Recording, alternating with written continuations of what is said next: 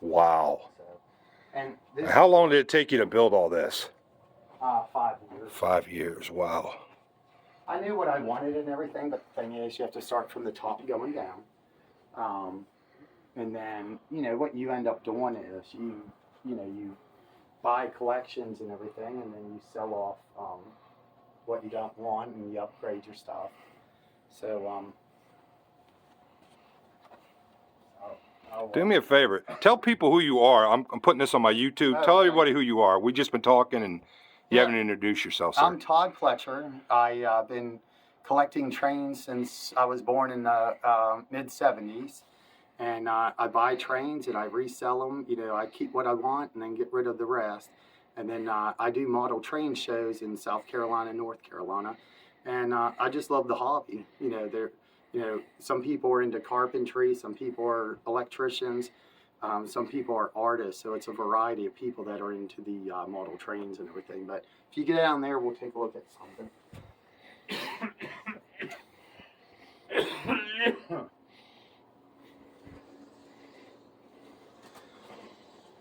So this is something that's real unique. And like I said, as we go through things, I'll talk to you about, Lionel Williams, K-Line, MTH. But there's certain things that I like the K-Line heavyweights, passenger cars. I prefer those over anything else. But as far as like a bump and go trolley, I think MTH makes the best one. I like the detail on the MTH. Yeah, the details are good, are much better with MTH on a lot of stuff. And the thing with the Lionel one, and I'll show you one later, they made one back in the 50s, which the stuff in the 50s are, they're still around today for a reason. They're well built. But the bump and go trolleys usually go for around $45 to $60. Okay. And they make different ones, and this one's a Pittsburgh Railway. But they'll have like different holiday ones, different road names like that. But it works pretty well. Some of the problems with the Lionel ones are you have to constantly grease the channel and everything to keep it going. But I just find out the MTH one, it runs very well. Explain exactly how does the bump and go trolley work when it hits the bumper? What exactly does it? What exactly happens? What happens is in a normal train, you're hitting a directional button, which allows the train to go forward, stay in neutral, or reverse.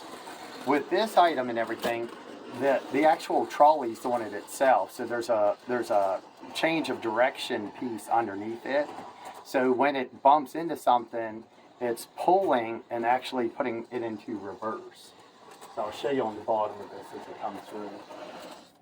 So as it's going and everything, it's hitting the springs on this and everything, and then it's just changing the mechanism on the inside to allow it to reverse and everything. But sometimes and everything, if you feel this and everything, it's real cheap plastic and everything. But it's been running for several years and everything. And since I grew up in Pennsylvania, I had another one. I think it was like a plain green one. So I ended up buying this one. I switched it out. Now, if I find like a Christmas one just for the season, or if I find, something that I'm more connected with other than Pittsburgh, then I'll sell this and get the other one. And that's the thing with, collectors. You find what you want, you have something for a while, then you realize, well, it's not really what I want, or you find something in better shape. Or, if sometimes, they'll make like a longer one called like a doodle bug, which is twice the size. So some people get into that and everything. But I just like the basic bump and go trolley and everything. So, but we'll take a look at something else down here. I'll show you the watch your head again. Yes, sir. Low bridge. We'll take a look at this steam engine and everything up here on the top. This was actually a favor from my friend at Train World and everything. I always go up there and to the York, Pennsylvania show in the spring. And what I do is I go up there, I buy a lot of stuff from Train World and everything. And then I bring it down here to South Carolina. Right. And what ends up happening, I just help with bringing stuff down. That way there's no issues with shipping or anything like that. and you know, people just come over here and get the stuff. So they did me a favor when this came out. When we saw, he said he'd do me a favor on a discount on one piece. And this came out years ago, and I said, this is really something I want and everything. So this is made by MTH. Like I said before earlier, MTH on some of their items, they just don't like move real quick because it's powering up off the track. So I bought this engine years and years ago. It probably came out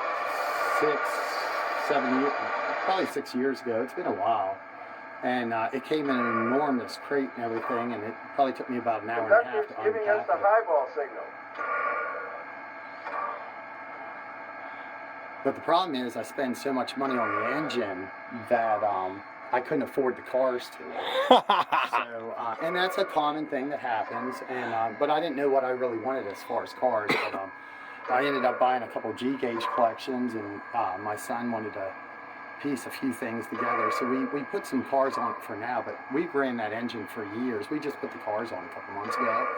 But we've ran this engine for years without any cars. But before that, I had some cheap $100 engines. We sold that, you know, to help pay for this one and everything. I'm not sure how many cars it'll pull though, but we will test that out at some point. One of the issues with me, I like, you know, I have 2 children, so they're loud, so I'm not really into the sound things and everything, but I like the smoke units, and that was one of the problems with this unit. I didn't like the smoking system with it because it really didn't, I wanted it to pour out the smoke. It didn't, so I talked to one of the repair guys, was real nice. I believe his name was Don up there in that MTH repair service, so I made a special appointment with him. Drove it the whole way up to their place up north, stopped by there. They took a look at it, and that was one of the things that they talked to Mike Wolf about, is the smoke system. So he tuned it up a little bit, but it still doesn't pour out smoke, so I kind of shut it off. The important thing with this engine is if you don't have smoke fluid in it all the time, you don't want to do damage to the engine. Gotcha.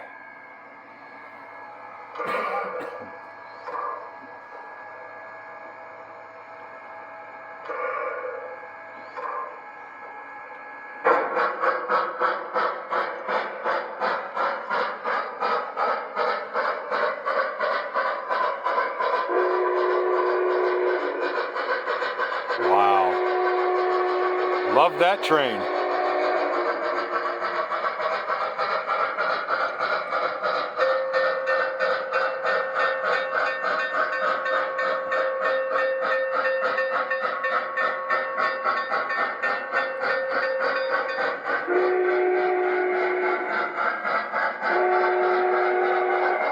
That's something else I notice online.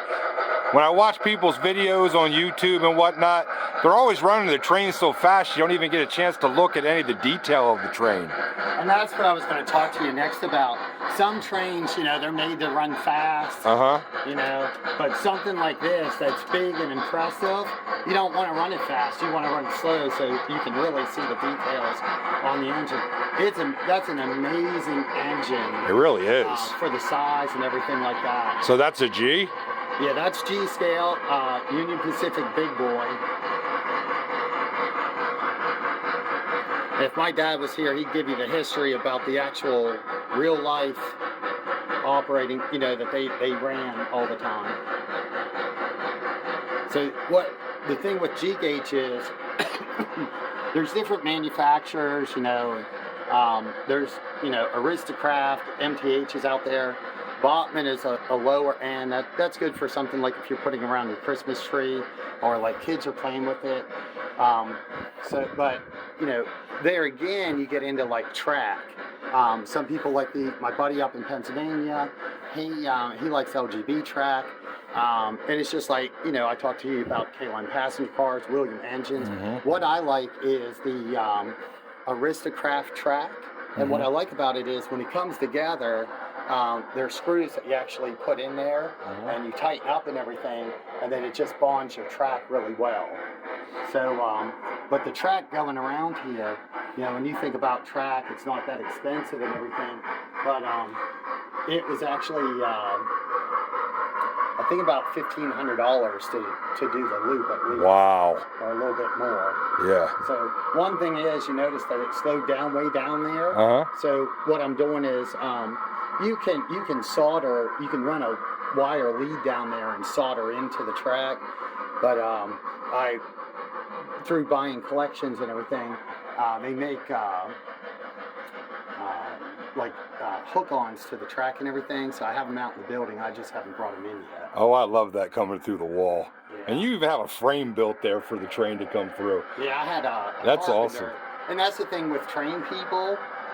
Train people come from all backgrounds. A lot of them are hands-on people. Now, I am not. I'm the exception to that.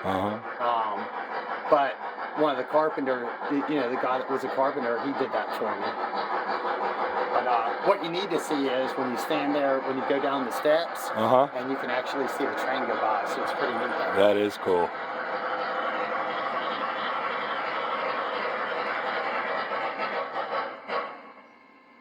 And I love the ties that you made. Those ties are awesome. Yeah, I wanted something unique because I didn't want just like a plain board and everything up there. So that kind of, this is, we got the house in 2014 in November, and we immediately started on the layout. But to cut all that stuff down, and they're all stained and everything, it just took a long time. But, when you buy something like this is our forever house. So we didn't want to do something quick and everything. So you start from the top and you go down. Where'd you get this awesome green? Is this just like rug, or is this something specific for mail? It's actually from Lowe's. So I went into Lowe's and everything, and I spent a fortune at Lowe's. That's expensive. You can buy the cheaper like outdoor one, right? But I didn't like that. It's gorgeous. It looks good. It's solid. Yeah. So they were actually good about it. They when I went in there, because I bought all the wood in there, I bought all the brackets in there, so I got to know the people really well there, and so when I would go in there, they'd ask me about pictures and everything, so I'd take them in pictures. And they helped me out with a lot of the cutting and everything because I didn't want to mess on the cutting. And then there's, you can see there's foam padding underneath there as well too. So I always recommend that. Some people will use different types of boards, but when you're running this many trains at one time, that sound goes somewhere. So we wanted to try and eliminate that as much as we could and everything. That's awesome. So, well, tell me about these controllers. They're big mamma jammas. Yeah, so there's different controllers and everything. It goes back to, every collector's different, like the operator. So you kind of have to decide, try out some things that you like and everything. So this is made by MTH. It's a Z4000. When they came out, I'm not sure when the year was. They've been out for a good while. They came out, they sold between $385, $425. Everyone wanted them. It was something new out. I like them. I'll talk to you about some Lionel products as well too. But it's good just for the bells, whistles, and the horns and everything like that. They have good indicator lights and everything like that. It's not too difficult to get a repair guy to look at them. But I've got 5 of them here. I probably have another one in the box just as a backup. But I've never had any. I think I bought one that had an issue, got it fixed relatively cheap, and thankfully my friends are all repair guys, so it never cost me too much to get fixed. But originally I had. Now these have gone down in price. They sank down to, you could buy them for like $225, $250. But the price on these are going back up. I'm not exactly sure why, but they're on the way back. But, I like these. This is what I grew up with in the 70s. Well, not this one. I ran ones like this here is one of ones that you'll find like a lot in the 1970s and everything that people use. That's Lionel. What I did is I bought all ZW transformers, They make these in 250, 275 watts, but you can run 4 engines, 4 different trains at one time. These, the MTH, you can only run 2. So the ZWs, there's a price difference between the north and south. If I had this for sale at 275 watt and I was up in Pennsylvania, I'd put like 1 1/4 on it. Down here right now they go for about $85, $90. Okay. That's in good shape. But when we go out to the building and everything, I'll show you a couple that I can show you actually the inside of one. Okay. Because when you go to buy one, a lot of times the cord's no good. These were made in the 50s. The cords are no good, but sometimes you can find one in real good shape. There's an L on the cord, so it's an original cord, and most of the time they're replaced and everything. But underneath there, when you move the dials here on the side, there's a roller, a small roller, a carbon roller that goes across, and those over time will wear down. And you can really tell who was left-handed, right-handed, or if they were running multiple trains. Because a lot of people will use the arms here for the actual trains running the engine, but then they'll use these for like accessories and everything. Gotcha. So most of the time, these lower ones are really nice because they weren't, you'll set them and then you'll leave them alone. And then if you power down your, if you just use an adapter on these, a lot of people never moved them. So, but most of the time when you buy one, the right roller, most people are right-handed. They'll be worn down, so you just end up breaking it there, replace a new one, snap it in, and for $1, that's what a pin and roller is. But I used to have a slew of these all across here, and then when I got into this, I was like, man, I like this, and I was starting to get into a couple of the bells, whistles, and sounds when trains started going that way. So I just found it was a good investment. So. But I highly, anyone that's starting off, I'd recommend a Z4000 and then always get one of these.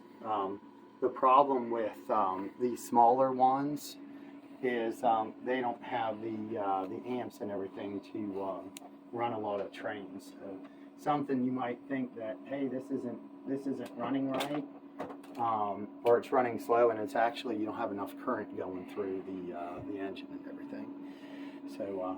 We could take a look at over out here what my plan always is. I have my brother's original train set on there. Wow. But the problem is my son ended up buying a collection, and then I have my original train on there, and then he ended up buying these cars and everything. But these cars, he got a deal from a friend of ours. I like those cars. For $3 a piece. Wow. So when you have friends in trains and everything that are vendors, and my son, they always took an interest in them and everything. So they'll pass them on deals. But those are homemade cars. They're awesome. They're actually these here. Someone took the trucks alone are worth $6-8 right on that, and then they just made those with the wood piles. And this is all wood here that someone made. So this is wood. This is wood. Yeah. Wow, that's amazing. So, that's another thing you go back to. People are into trains for different reasons. Like, my layout is different. It's what I like. And that's why people ask me about, well, what should I do with my layout? Well, I don't know, because I don't know. It all depends on what you like. Some people are very artistic and they like the mountains and everything. They might only have like 2 loops of track, but they're into the scenery and the trees. And some people are electronic geniuses. Right. And as soon as they finish, wiring up their layout and everything, they don't run their trains as much. But for me, growing up, my dad was the same way. We just put down as much track as we could. Neither one of us were into art and had a talent with the paintbrush or anything. I've tried some things like, one thing I'm working on that it's piled up down there is like a bunch of spotlights, searchlights, floodlight towers. So my old layout, my old house was 20 by 20. This layout is 20 by 55, 4 levels high. So this is pretty extreme here. Yes, it really is. It's awesome though. Thank you. And my last house, when I turned off all the lights, I'd turn off the overhead lights, and then I would just turn on all the accessory lights. It would, you couldn't tell the difference that the overhead lights weren't on. So that's what we're working on, getting all the floodlights. We just got all the bulbs in, got everything working. So we'll start the wiring process here pretty soon. But train things you don't really mess with. You know, in the South here, a lot of people are out doing different things, boating or into cars. A lot of your, you know, train people are into different things in the summer. So when you get into the winter season down here, that's when you start coming back in, get back into trains and start working on your layout and everything like that. So, but let me show you this. This is another unique item. This is a guy up in, and I'll give you the information. If anyone ever wants something custom made, Len's Trains, he's up by Pittsburgh, Pennsylvania. Tell him Todd sent you from South Carolina. And this is actually another piece. It's a Williams Hudson engine. Wow. It's custom painted up at Len's. So what I do is I met Lenny back in like the 80s when we were doing train shows all up in Pennsylvania, New Jersey, New York, Virginia. We traveled a lot to Maryland. And I was a young kid there, and I ran into him years ago up at the York, Pennsylvania show. And I stood in front of him, and I said, "Hey, how you doing?" He looked at me, he says, "I know you from a long time ago." And we made that connection. And, wow. You know, we started talking and everything. And I was looking at his tables, and he sells like a lot of die-cast vehicles and everything. And he had a few custom painted. I said, "Well, you do custom paint work and everything?" He said, "Yeah, I do some." And he said, "What do you want done?" And I told him a couple examples, and that's how I got that Coke engine. And this one here, when you look at the numbers here, April 14th, there, 0414. So that's my youngest son's birthday and everything. That's awesome. Yeah. So, but that's where we came up with the numbers, and I didn't think about that. And, you know, he called me back, and he was like, "Hey, I got some ideas for you."